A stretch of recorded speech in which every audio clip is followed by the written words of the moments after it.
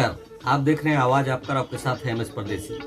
आज के ही दिन नमक आंदोलन, नमक सत्याग्रह, दांडी सत्याग्रह के नाम से जाना जाता है। वो इसलिए कि आज़ादी के स्वर्णिम अध्याय में स्वतंत्रता के लिए गांधी जी आज के ही दिन सत्याग्रह शुरू किए थे।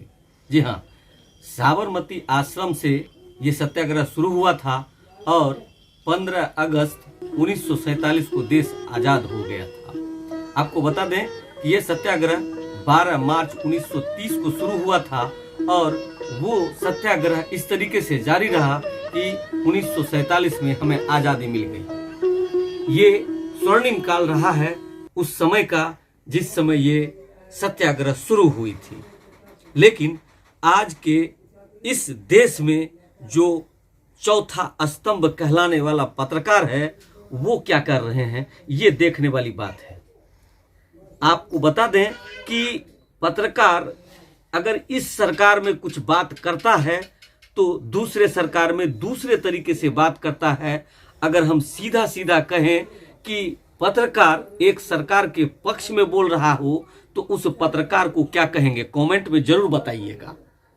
अब 2013 में जो सरकार थी उसके बारे में क्या कहना है, उस पर क्या विश्लेषण था, और 2022 में जो सरकार है उसके बारे में क्या कह रहे हैं, ये आप तनी देख लीजिए। जो वेलफेयर योजनाएं मोदी ने चलाई हैं, जो सीधे किसानों के अकाउंट में पैसा गया है, गरीब लोगों के अकाउंट में सीधा पैसा गया है, जो मुफ्त के सिलेंडर बांटे गए हैं, जो मुफ्त का राशन बांटा गया है, वो सबका जो फायदा है उसने जातियों के इस बंधन को तोड़ दिया।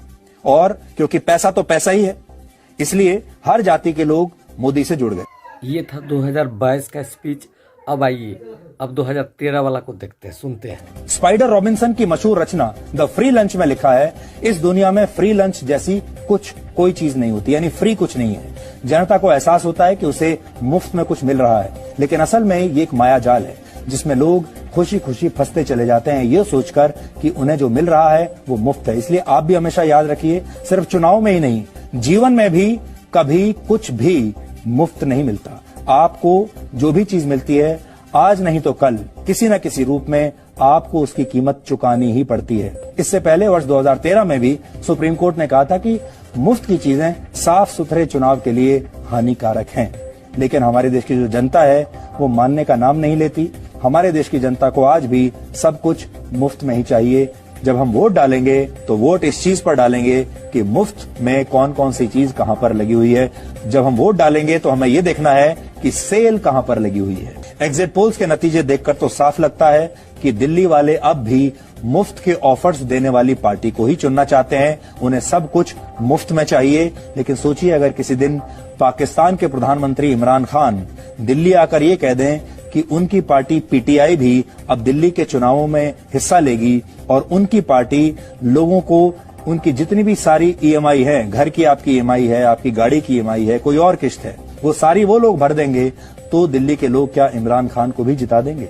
आज आपको इस पर विचार करना चाहिए। पत्रकार किस तरीके से किसी पार्टी के जीत पे जश्न मनाता है, ये भी बड़ा सोचने वाली बात है। और चौथा स्तंभ बड़ा ही मजबूत पिलर बन चुका है, तनी देखिए।